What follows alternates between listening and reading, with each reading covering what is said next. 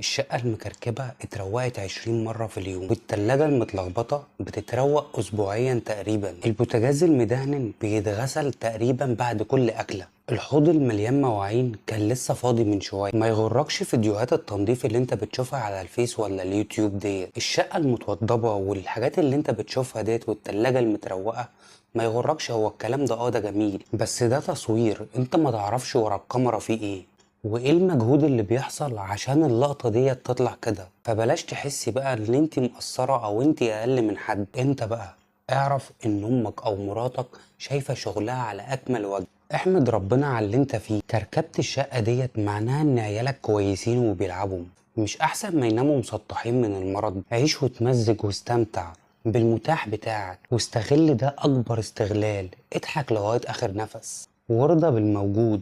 ما تخليش البعيد يغفلك وينسيك النعم اللي بين ايدك.